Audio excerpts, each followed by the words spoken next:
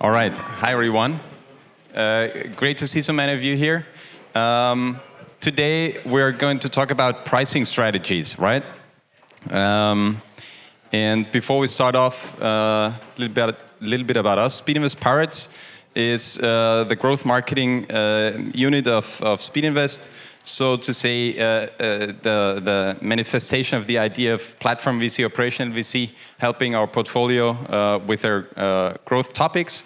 We're a team now of 6 seasoned, experienced people in the field, trying to help all along the funnel.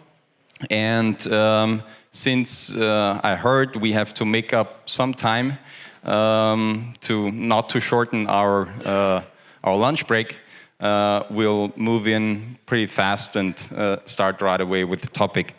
Why pricing strategies? As far as I got the impression, also looking at our own portfolio, it feels like many founders don't spend too much time to think about pricing strategies. And to my mind, that's not a good decision, because I believe it's a very strong lever in your business modeling and could or should need more attention. So, yeah, here the animation is not right. You know the scene of Pretty Woman when she said for what price she would have stayed, and then learns what he would have paid. So this is the exact situation where you kind of too late find out what the right price is, and why you should have thought a little bit longer about your pricing strategies, right? But that's just the metaphor. To start, we have to look kind of systematically what are the pricing factors. And usually, most founders and companies start off and look at their costs, right? This is easy to determine, and that comes to our minds first. And then some other things that are basically easy to deal with is who are the target customers? What are they willing to pay, for example? What is the competition? How do they price in the market? What is your revenue target that you maybe have or need to reach, maybe for the next round if you're a startup? What are the market conditions? We are currently in an upward market, downward market, etc., etc. And what is your positioning within the market? I see some smartphones going up, taking pictures, so that's a good sign to my mind. But I think we're sharing the slides afterwards, so no need for that. So I said I believe that pricing is a really important lever that is underestimated in the startup world and in business models, because basically there are only 3 levers to drive your bottom line, right? So you have the profit, and the profit is price times quantity minus cost. Usually, and to be honest, not with startups, cost is most of the time super optimized. But on the other hand, startups try to operate very lean, so it's not a lot to flesh out here. Quantity, I mean, somehow limited options, right? Because you're working against the market. So you can see that price is very often poorly managed. It's not thought of, and it's a multiplicative effect, and that makes it such an important lever with a lot of potential to drive your bottom line. Let's look at a very easy example here. Let's say you're in the lawnmower production business, and the price of this thing is €100. Variable cost is 60. Units sold in Germany, 1 million. And the fixed cost is 30 million euros. So imagine you improve these 4 variables by 10%. So you drive down your fixed cost by 10%, you bring up the units sold by 10%, drive down the variable cost by 10%, or bring up the price by 10%. What is the impact that we can see? And surprisingly, driving the price by 10% has by far the biggest impact on your profit. So maybe not natural like at first sight, but very easy to calculate. Something else I experienced very often in my entrepreneurial career is there's situations where you want to make the deal, right?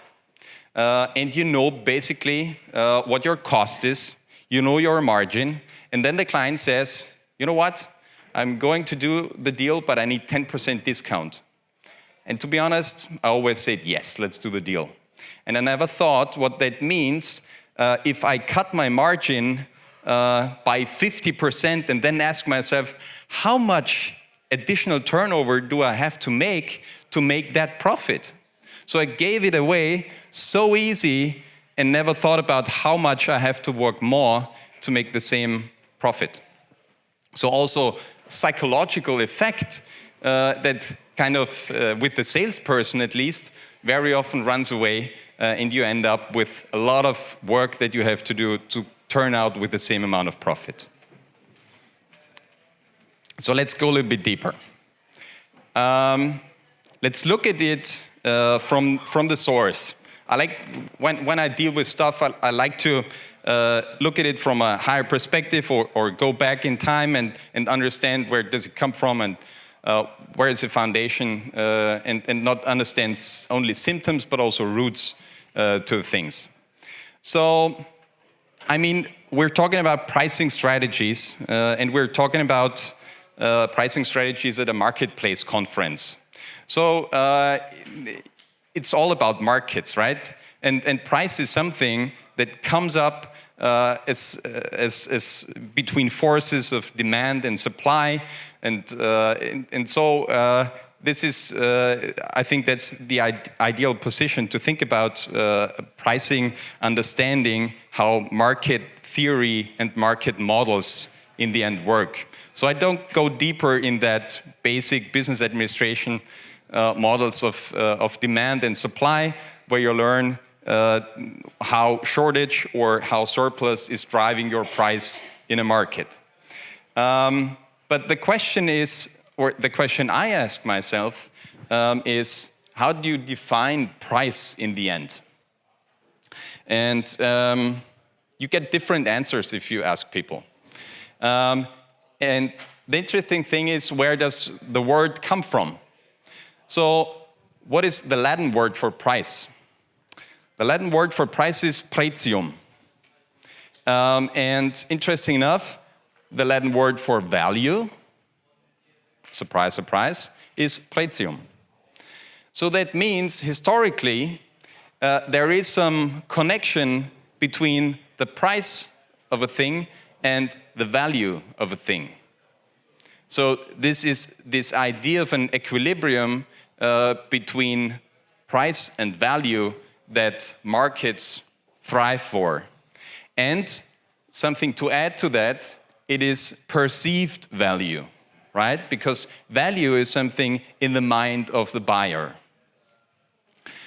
So perceived value can vary massively, even when it comes to commodities, right?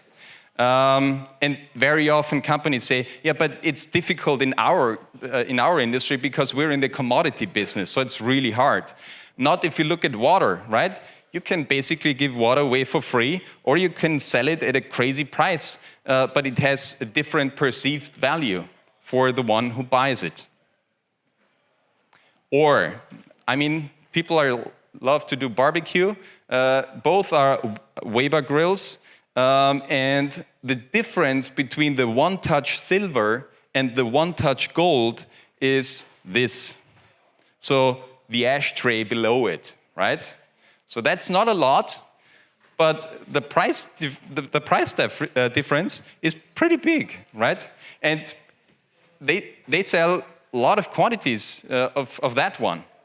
So a little bit more comfort. And 60% more in price. That's a good deal for the one who sells it. Another case, this is fiber. This is in fiber business. So they take a raw material, create a certain kind of fiber out of it, and then sell it to different industries which use it in different applications. So this is applied in tires. So these fibers are part of tires and help to reduce a specific weight, therefore reduce fuel consumption, more comfort when driving. So that's one use case. Second one, in the transmission belt business, because it gives a higher stability, better temperature resistance, and less noise.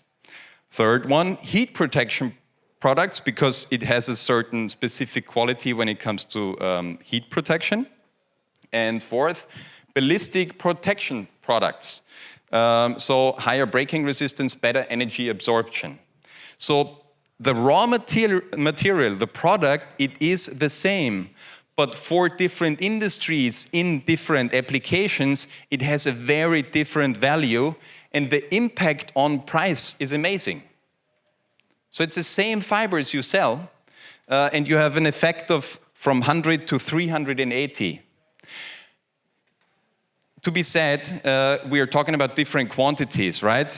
Here in ballistic protection products, you don't need the same quantities as with tires. But nevertheless, the important thing is you have to know it to embed it into your pricing strategies, because otherwise you're losing margin and profit. So what are the psychological effects in pricing that we know and that we have to keep in mind? The one important is the effect of price on value perception. There was a famous experiment at a university in the US where they had students and different red wines. And they let the students to taste the red wines.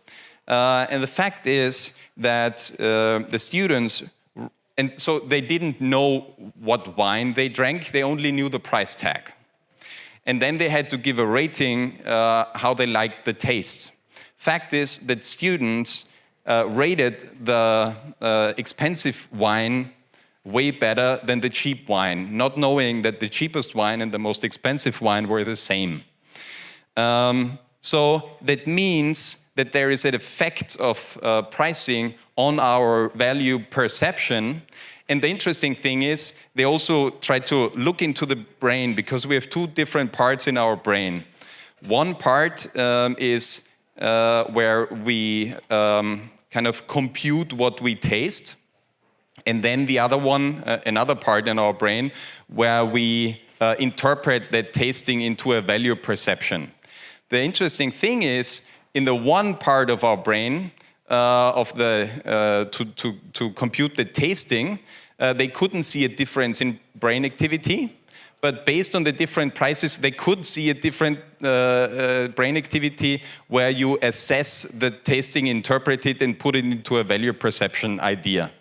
So different parts of our brains work differently based on the price things have.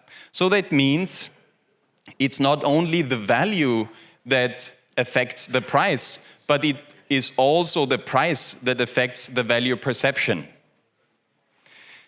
Something interesting we also know is that storytelling has a strong effect on price. It was another experiment where it's called insignificant objects, where things like this flashlight or other stuff, which are basically useless, old or whatever, broken, were sold on eBay. And you had two different auctions for that. One just selling a broken flashlight, and another one with this story. And it was a huge difference. The broken flashlight went away for $0. The broken flashlight with a story went away for $25. So storytelling has an impact on perceived value and therefore price elasticity. Another one that we know from every store out there is charm pricing. So if we see $39.99, we see a price in the 30s, right? And it's hard to understand that it's basically a 40. So that works pretty well. Price bundling, also something that works and is proven in many different industries. Best known example, McDonald's. The good, better, best model. That means usually people don't go for the cheapest because they don't want to look cheap. They also usually not go for the highest price offer because they feel it's a rip-off. So they go for the middle. So if you give a quote, give 3 quotes, and put the one you want to sell in the middle. So have your target price and then create an offer that is not fitting his needs and put it below, and then offer him something that you know he can't afford and put it above, and then give these 3 prices. Fragmented pricing. So that means playing with a psychological effect of whether it is kind of $8.99 a month feels more affordable than $99 per year, although it's not. And now I think the battery is gone. No, seems it goes a little bit. And a last experiment, time over money. This applies more for social companies that people tend to be willing to pay more when it is impact kind of a time spending involved. It was an experiment where kids tried to sell lemonade. And you had different signs: spend a little time and enjoy their lemonade. Second said, spend a little money and enjoy their lemonade. And third said, enjoy lemonade. And the willingness to pay was way above with the first example. So there's also important psychology of price communication, so how you communicate your price. This is an example from Economist. They had 2 options out there, the online option and the print online option combined. So you see it's a price of 59 and a price of 125, and the online option was 68%, print plus online was 32%, the average turnover per customer was $80. And then they tried to twist it and basically had the same option, online 59, print 125, but print plus online 125. So that looks now like a really good deal. And it had a major effect. So from 32% to 84%, just because it looks like such a good deal. And it drives your average turnover per customer. Very easy to implement, huge effect on your bottom line. Pictures done? All right. So very often companies are like, Jesus, we can't change our prices. We set our prices. And I think this is relieving. Like if you pick your price once and never changed it, it's probably wrong, right? It's something you should work with because you work on your product, you work on your marketing, you should work on your pricing as well, right? So what are the pricing strategies? You have cost plus pricing. It's very simple, it's justifiable, but it also has its cons. You have value-based pricing. This increases profits and it fosters customer loyalty, very hard to scale. Competitive pricing, very simple, low risk, leads to market equilibrium, but it's a not optimal price. It could be a rat race or turn out into a rat race. Dynamic pricing, it's very flexible. You can optimize on profits, but it's a high potential for price wars. That's also an old rule in pricing. Don't be hard on your competition, but be hard on the customer. Because in the end, if you start being hard on your competition, you just start a price war and you drive the overall value of the market down. So whether you decide to go for this direction or that direction, it has a huge impact on your process in the company. So it's not something you drive your company and then you decide how you price. No, for example, if you have a cost-based pricing model, then you design a good product, you determine the product costs, set a price based on cost, and then you convince buyers to buy that stuff at that cost. But if you have a value-based pricing, first, you assess the customer needs and the value perceptions. Second, you set the target price to match customer perceived value. Third, you determine costs that can be incurred. And then you design a product to deliver the desired value at a target price. So it's completely the other way around. In a pricing strategy matrix, you also have these options between economy pricing, skimming pricing, premium pricing, penetration pricing. Usually, for example, in a startup environment, you'll go for penetration pricing if you want to get market share fast and be a dominant player. If you have your position, maybe you want to go for premium pricing, especially if you're in consumer products, et cetera, et cetera. So it's different scenarios for different use cases.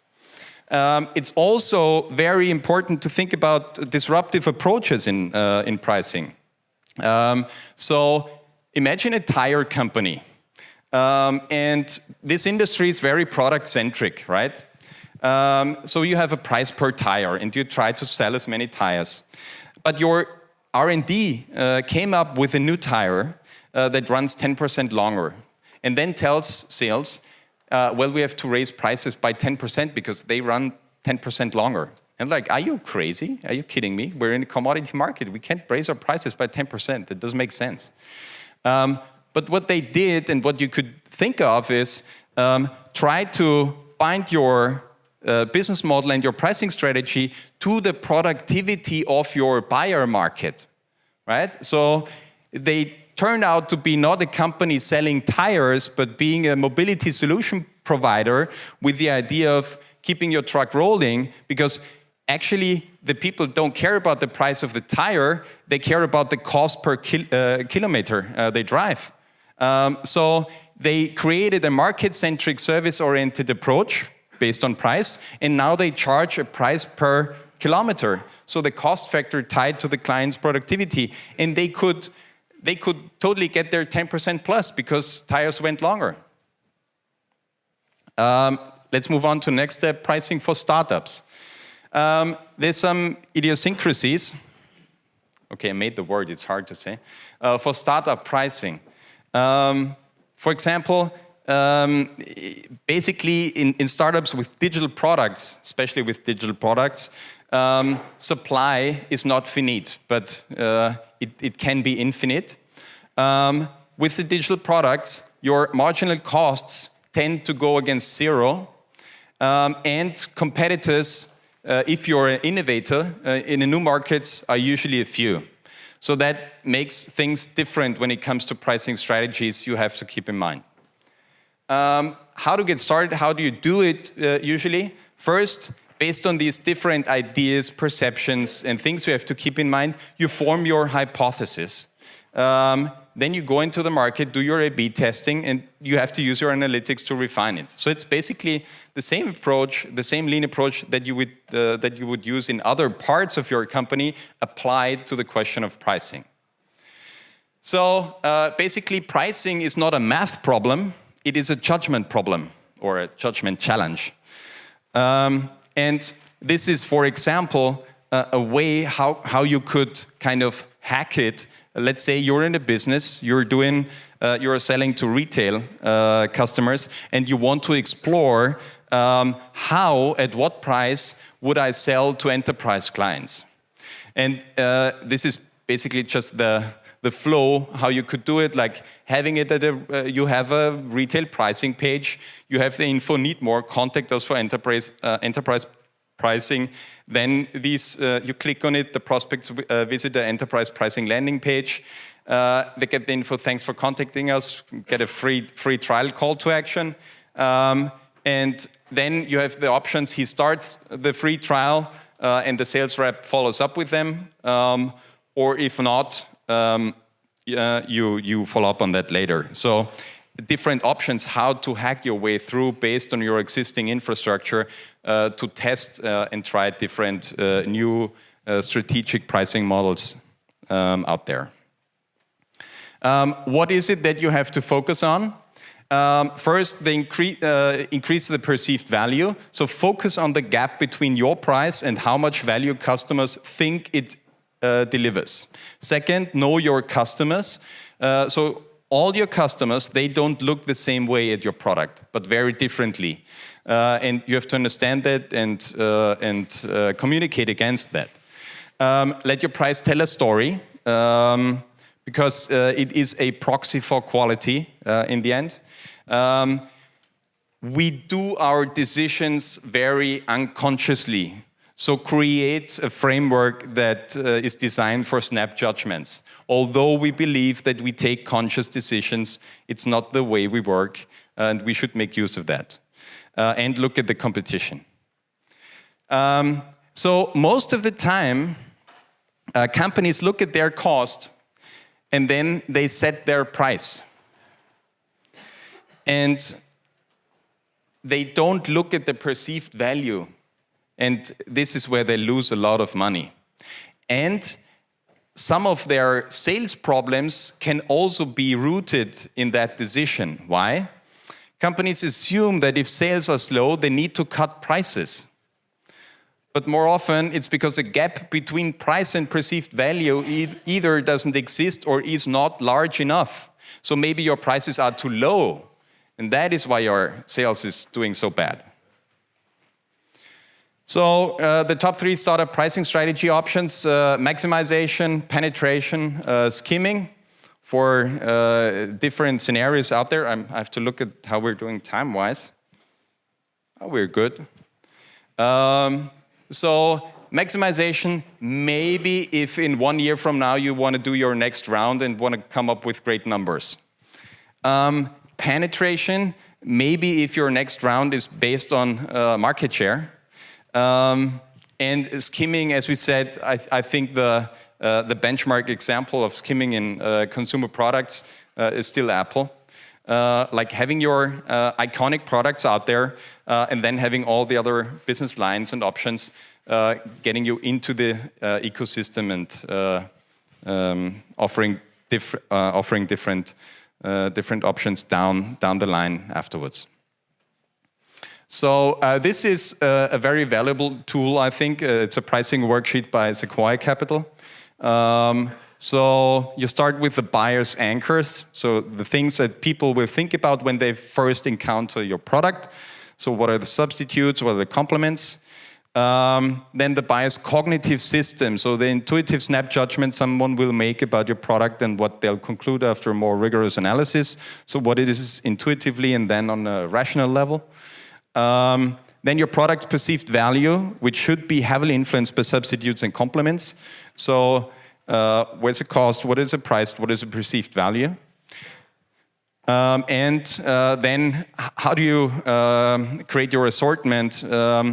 Because it will heavily, so look at it from a horizontal perspective and vertical perspective will help you tremendously how you're gonna tackle and grow within your market in the future.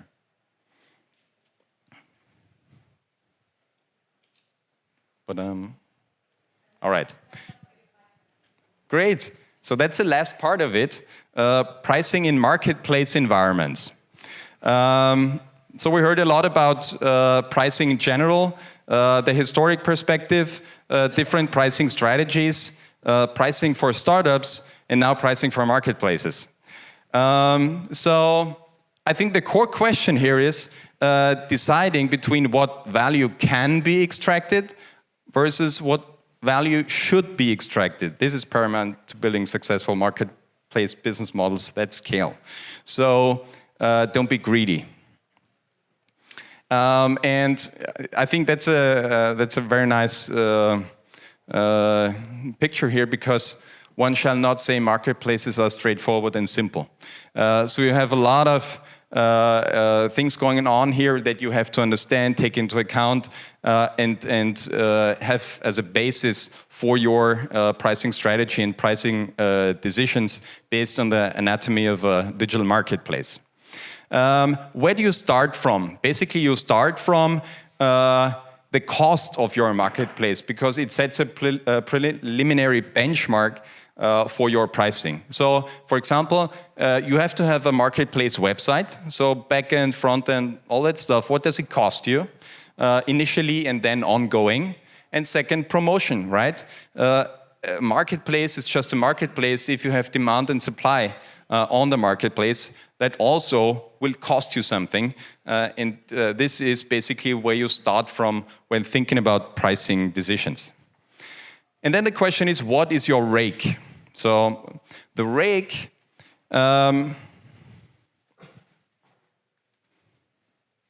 is in the casino for every game what the casino takes for itself, right? So this is basically taking care for the operating costs of the casino. It's the revenue. So you as a marketplace need to decide what is your rake for every transaction on the marketplace.